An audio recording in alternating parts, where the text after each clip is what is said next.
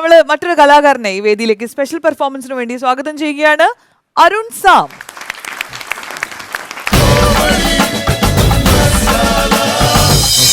നമസ്കാരം. അരുൺ സാം ആദ്യമായിട്ട് ഈ ശബ്ദം അനുകരിക്കുന്നത് എൻ്റെ വീട്ടിൽ ഇരുന്നാണ്.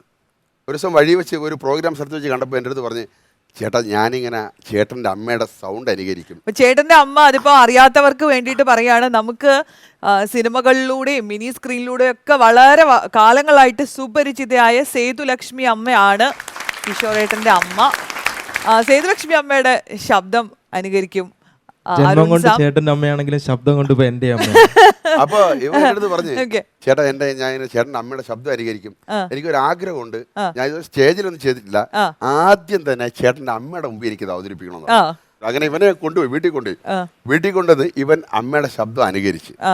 അമ്മ ഇങ്ങനെ കുറച്ചേരം ഇവനെ ഇങ്ങനെ നോക്കിയിട്ട്, കൊള്ളാടാ യവനെ ഇനി ഡബിങ്ങിന് കൊണ്ടുപോകുന്നു, എന്റെ ശബ്ദം ഇവൻ കൊടുത്തോളൂ. അത് കൊള്ളാം. അപ്പൊ നമുക്ക് എന്തായാലും ആ ശബ്ദം തന്നെ ആദ്യം ഒന്ന് കേൾക്കാം അരുണിന്റെ അടുത്തുനിന്ന്. അമ്മയ്ക്ക് അവാർഡ് കിട്ടിയ ഹവോൾ ഡയറി എന്ന് പറഞ്ഞ സിനിമയിലായിരുന്നു. അയ്യോ മോൾ എന്നെ കാണാൻ വേണ്ടി മാത്രം വന്നതാണ്. എന്നെ കൊണ്ട് ഒരു പ്രയോജനവും ഇല്ലാത്ത ഒരാള് എന്നെ കാണാൻ വരുന്നത് ഇതാദ്യമായിട്ടാ. പറയാനാണേലും പെൻഷന്റെ പാതി വായിക്കാൻ വരുന്ന മരുമോളേ ഉള്ളു കേട്ടാ. ഇടയ്ക്കൊക്കെ ഇതുപോലൊന്ന് വരാമെങ്കിൽ വല്ലപ്പോഴും മതി, വേറൊന്നിനുമല്ല. വല്ലപ്പോഴെങ്കിലും ആരെങ്കിലൊക്കെ ഉണ്ടെന്നുള്ളൊരു തോന്നൽ വേണം മോളെ മനുഷ്യന്മാർക്ക്. എല്ലാ ദിവസവും നമ്മൾ തമ്മി കാണുമെങ്കിലും അങ്ങോട്ടും ഇങ്ങോട്ടും പേര് പോലും ചോദിച്ചിട്ടില്ല. ഒരു ദിവസം കണ്ടില്ലെങ്കിൽ കണ്ടില്ല, അത്രേ ഉള്ളൂ. പക്ഷേങ്കിൽ ഇപ്പം എങ്ങനെയുണ്ട് എന്ന് ചോദിക്കാനാണേലും മോളെനിക്ക് വേണ്ടി മാറ്റിവെച്ച ഈ സമയമുണ്ടല്ലോ, ഇനി എനിക്ക് എൻ്റെ ജീവനുള്ളിടത്തോളം കാലം ഓർത്തിരിക്കാനുള്ളതാ മക്കളെ. ബ്രില്യന്റ് ആയിരുന്നു. അപ്പൊ അമ്മ അഭിനയിച്ച ലെഫ്റ്റ് റൈറ്റ് ലെഫ്റ്റ് എന്ന സിനിമയാണ് ആദ്യമായിട്ട് ഞാൻ അമ്മയുടെ ശബ്ദം പഠിക്കുന്നത്. അപ്പൊ ആ ശബ്ദം ഒന്ന് അനുകരിക്കാം. എല്ലായിടത്തും തൊണ്ടരങ്ങായി തന്നൊന്ന് കൗടിയാർ കൊട്ടാരോ അല്ലേ. പിന്നെ ഇവന്റെ തന്ത പണ്ട് കറണ്ട് ഓഫീസിൽ ലയന്മാനായിരുന്നു. ജീവിക്കാൻ അറിഞ്ഞൂടാത്തൊരു മനുഷ്യൻ.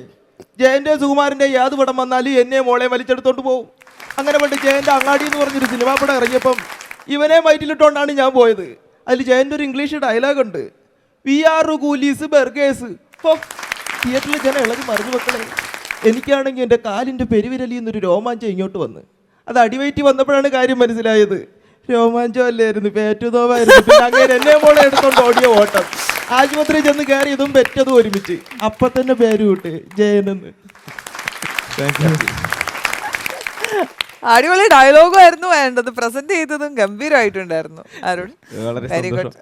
ഇപ്പൊ നമുക്ക് ജാവ എന്താണെന്ന് വിളിച്ച വിനയ് ഫോർട്ടിന്റെ ശബ്ദം.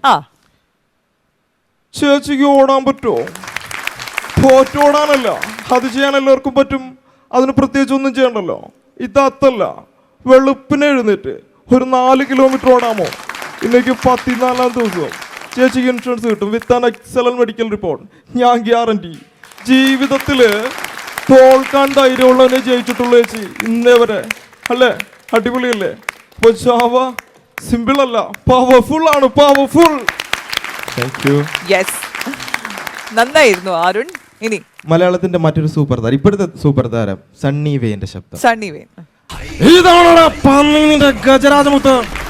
ഈ ഹൈറേഞ്ച് മുതൽ ഉൾക്കാണ്ടുള്ള സകലതും ഈ സേവർ സ്വന്തം അധ്വാനം കൊണ്ടുണ്ടാക്കിയതാ. അങ്ങ് പാരീസിൽ ചെന്ന് ചോദിച്ചാൽ അറിയാം ഈ സാത്താന് ഇറങ്ങിപ്പൊക്കോണം ഈ സാത്താന്റെ ഹൈറേഞ്ച് എന്ന്. ഇല്ലെങ്കിൽ വണ്ടി അടക്കം കത്തിക്കും. Good job, good job. മറ്റൊരു താരം നിവിൻ പോളിയുടെ ശബ്ദം. നിവിൻ പോളി. ഓക്കെ.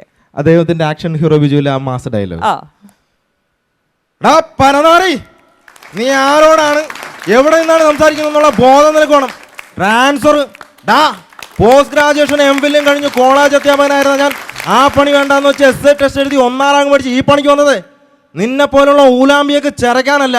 ഇനി നീ വല്ലാലും വർത്താനം പറഞ്ഞാൽ നിന്റെ കാലിമാരി ഞാൻ ഭിത്തിയിലടിക്കും. ട്രാൻസ്ഫർ നീ ഉണ്ടാക്കും. അടിപൊളി. അടുത്തതാ ഇപ്പോഴത്തെ കൊമേഡിയൻ അജു വർഗീസ്. അജു വർഗീസ്. ഉമേഷ്, നിന്റെ അച്ഛൻ മരണമാസം അതുപോലെ തന്നെ എന്റെ വീട്ടിലുണ്ട്.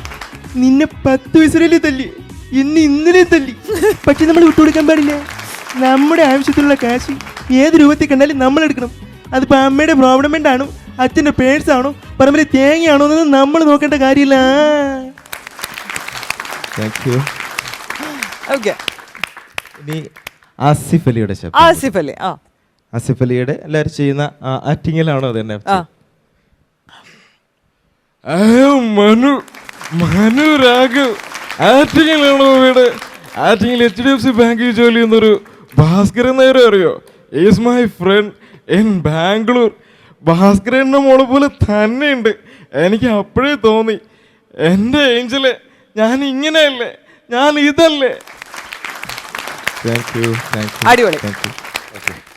ഒരു വില്ലൻ കഥാപാത്രം സുരേഷ് കൃഷ്ണ ഒരു വ്യത്യസ്തതയാണ്, ഞാൻ പുതിയതായിട്ട് കണ്ടുപിടിച്ചതാണ്, ഒരു പരീക്ഷണം. ഓക്കെ, ഇപ്പോൾ സുരേഷ് കൃഷ്ണയുടെ ശബ്ദത്തിൽ നിന്ന് തന്നെ നമുക്ക് നമ്മുടെ സീരിയലിലും സിനിമയിലൊക്കെ ഉള്ള വിജയ് മേനോൻ, എത്ര പേർക്ക് അറിയാവുന്ന അറിയില്ല, വിജയ് മേനോന്റെ ശബ്ദം ഉണ്ട് കുറച്ചുണ്ടായില്. അപ്പൊ അത് എങ്ങനെയാണെന്ന് വെച്ചാൽ ഈ രാജമാണിക്യം സിനിമയിൽ ഇവർ രണ്ടുപേരും ഉണ്ട്, അറിയാമല്ലോ അല്ലേ? അപ്പോൾ സുരേഷ് കൃഷ്ണ സാറായിട്ടും അദ്ദേഹം വക്കീലായിട്ടും വരുന്നുണ്ട്. അപ്പൊ ആ സീനില് ഇവരുടെ ശബ്ദത്തിന് വ്യത്യാസമാണ്. ഒന്ന് ഇത് സുരേഷ് കൃഷ്ണ പറയുമ്പോൾ എപ്പോഴും സ്പീഡായിരിക്കും. അപ്പൊ ആ ഒരു ജസ്റ്റ് ഒന്ന് പറയാം, അത് കഴിഞ്ഞിട്ട് വിജയ് മേനോന്റെ അതിൽ രണ്ട് ഡയലോഗ്. സാറന്മാർ പഠിപ്പിക്കുമ്പോ കയ്യോ കാലോ തട്ടുന്ന മുട്ടുന്ന ഇരിക്കും, അതിനൊക്കെ മറ്റേ അർത്ഥം കാണുന്നത് അവളുടെ മനസ്സിലൊരു പതായതുകൊണ്ട്. അതിന്റെ പേരിൽ പള്ളിക്കൂടത്തിന്റെ തിണ്ണ പോലും കണ്ടിട്ടില്ലാത്തവന്മാർ വന്ന് മാപ്പ് കോപ്പ് എന്നൊക്കെ പറഞ്ഞ അതനുസരിക്കാൻ രമേശന്റെ പാട്ടി വരും. അപ്പൊ ഇങ്ങനെ സ്പീഡായിട്ടുള്ള ഇപ്പൊ വിജയ് മേനോന്റെ ശബ്ദം ആദ്യമായിട്ട് ഇതുവരെ ആരും ചെയ്തിട്ടില്ല എന്നാണ് എന്റെ വിശ്വാസം. നിങ്ങൾ തമ്മിൽ ഒരുപാട് പ്രശ്നമുണ്ടെന്ന് എനിക്കറിയാം, പക്ഷേ അത് തീർക്കാനുള്ള ഒരു സമയമല്ല മിസ്റ്റർ നാടാർ. രാജരത്നപിള്ളയ്ക്ക് 2 മക്കളെ ഉള്ളൂ, ഒന്ന് നിങ്ങളും മറ്റൊന്ന് റാണി രത്നവും. നിങ്ങൾ 2 പേരും ഒരുമിച്ച് നിന്നാൽ that's a power of blood relation. അങ്ങനെയാണെങ്കിൽ നമുക്കൊരു പിടിപിടിക്കാൻ നാടാർ, ഇല്ലെങ്കിൽ I am helpless. Very good, very good. കഴിഞ്ഞ അരുൺ. ഓക്കെ, അപ്പൊ അരുൺ ഇന്ന് നമുക്ക് വേണ്ടി കരുതിക്കൊണ്ട് വന്നത് ഇത്രയായിരുന്നു. സേതുലക്ഷ്മി അമ്മയുടെ ശബ്ദത്തിൽ നിന്ന് തുടങ്ങി കുറേ നമുക്ക് പോപ്പുലർ ആയിട്ടുള്ള കുറേ സ്റ്റാർസിന്റെ സൗണ്ട് ഒക്കെ ചെയ്തു. നല്ലൊരു കയ്യടി കൊടുത്ത് അരുണിനെ നമുക്ക് ഈ വേദിയിൽ നിന്ന് യാത്രയാക്കാം. അരുൺ വീണ്ടും വരാം. ഓക്കെ, തീർച്ചയായും. അരുൺ.